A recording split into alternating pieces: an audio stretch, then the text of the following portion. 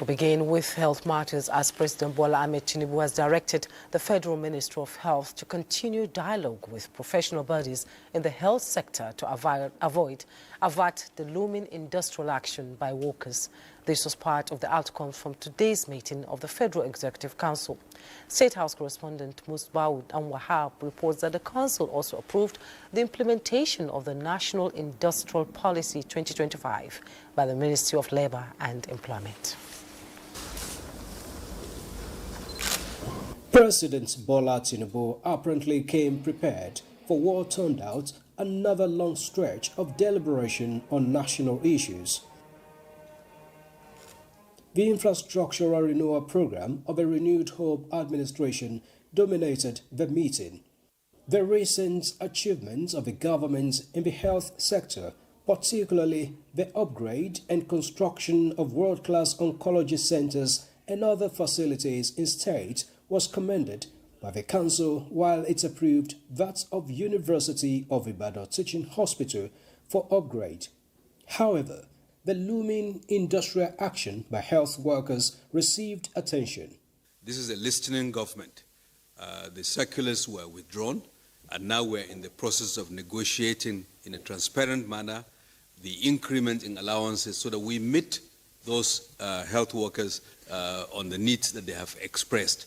And we are currently also in active dialogue with the key professional associations, NMA, which had provided an ultimatum, but in negotiation with its leadership, which was very constructive in its approach, I think extended that ultimatum while many of the outstanding issues have been looked into, including their outstanding arrears, for which the Minister of Finance is going to ensure that those are being defrayed over time.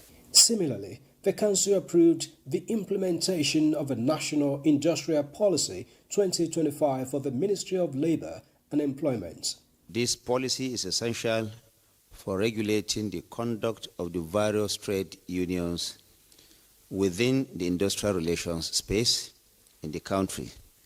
This is due to frequent industrial actions over the years caused by the lack of a comprehensive national policy. The Renewed Hope Infrastructure Fund also favored the aviation sector with approval for massive infrastructural upgrade at the international airports in Ikeja, Port Harcourt, and Kano. The projects include the landing systems of the airports, while the Terminal 1 of the Murtala Mohammed International Airport, Ikeja, is to undergo a total rehabilitation. Just for transparency, to let the public know that we are going to strip it down to only the carcass and then do the complete M&E again, mechanical, electrical, plumbing, everything, to have a brand new airport in Lagos. The Ministry of Power got approval for the engineering procurement contract under the Energizing Education Program of the administration to provide uninterrupted power supply for federal universities in Lagos, Zaria, Ife, Enugu, Ibadan, Dose, and Wukari in Taraba states. The Council also approved contract for the procurement for Agricultural Centers of Excellence project for Rural Electrification Agency.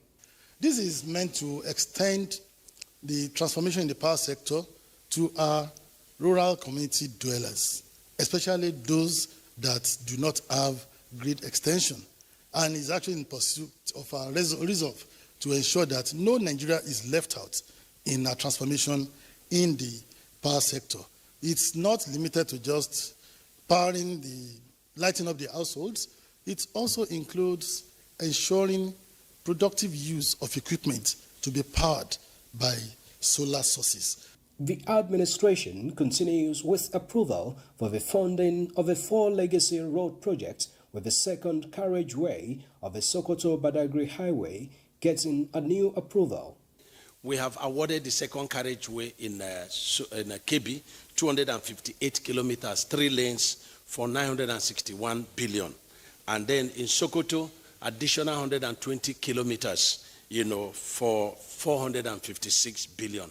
The council also approved the reviews of others, including the Biu Numa Road, Maraba Kefi Road, and Ikorodu Shagam Road. And offer prayers for the council members observed a minute silence in memory of a former member, late Navy Captain Caleb Olubolade retired, who served as Minister of Special Duties, Minister of State, FCT, and then Minister of Police Affairs under President Goodluck Jonathan administration. May the soul of the departed rest in peace.